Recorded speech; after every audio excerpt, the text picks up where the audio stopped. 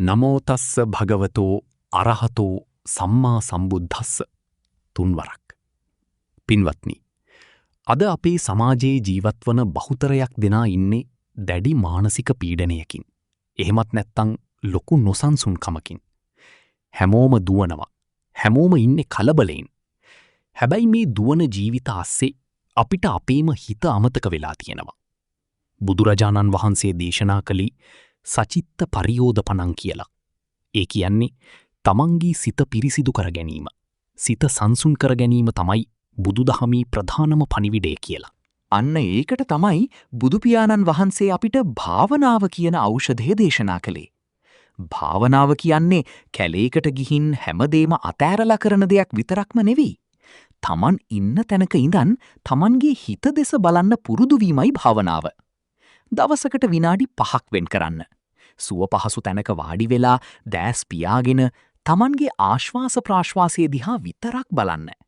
හුස්ම ඇතුළට යනවා, හුස්ම පිටතට යනවා. සිත එක එක තැන්වල දුවන්න හදයි. ඒත් ආදරයෙන් සිත නැවත හුස්ම වෙතට රැගෙන ඉන්න. තව කෙනෙක් ගැන වෛරයක් තරහක් එනකොට සියලු සත්වයෝ නිදුක් වෙත්වා, නිරෝගී වෙත්වා, සුවපත් වෙත්වා කියලා මෛත්‍රිය වඩන්න. ඒකෙන් නිවෙන්නේ අනෙක් කෙනා නෙවෙයි, මුලින්ම නිවෙන්නේ ඔබේම හිතයි. අපි හැමෝම කැමති සතුටින් ඉන්න. හැබැයි අපි සතුට හොයන්නේ බාහිර ලෝකයෙන්.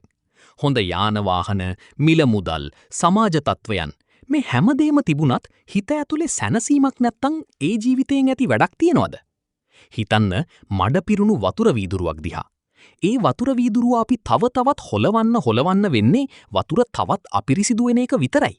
හැබැයි ඒ වතුර වීදුරුව එක තැනකින් තියලා විනාඩි කිහිපයක් නිශ්ශබ්දව ඉන්න හැරියොත් අර මඩ ටික ඔක්කොම යටට බහිනවා, වතුර ටික පහදිලි වෙනවා. අපේ සිතත් අන්න ඒ වගේ. ප්‍රශ්න, ප්‍රවේග, ක්‍රෝධය, ඊර්ෂාව ආවම අපි හිත තවත් කලඹනවා. කරන්න ඕනේ ඒක නෙවෙයි. හිත එක තැනක නතර කරලා සංසුන් වෙන එකයි. පින්වත්නි, බාහිර ලෝකය අපිට ඕන විදිහට වෙනස් කරන්න බෑ. මිනිස්සු අපිට බනින්න පුළුවන්, ප්‍රශ්න එන්න පුළුවන්. හැබැයි බාහිර ලෝකයේ මොන වගේ වුණත් තමන්ගේ අභ්‍යන්තරය සංසූන්ව තබා ගන්න පුළුවන් ශක්තිය තියෙන්නේ තමන්ගේ හිත ළඟ විතරයි. ඒ නිසා කාර්යබහුල ජීවිතයේ ASCII දවසකට විනාඩි 5ක් හෝ 10ක් වෙන් කරලා සිත සංසූන් කරන්න පුරුදු වෙන්න. එතකොට ඔබට දකින්න ලැබෙයි පුදුමාකාර මානසික නිදහසක්. තම තමන්ගේ සිත් සුවපත් කරගෙන මෙලව ජීවිතයත් පරලොව ජීවිතයත් සාර්ථක කරගන්න ශක්තිය, ධෛර්යය උදා වේවා.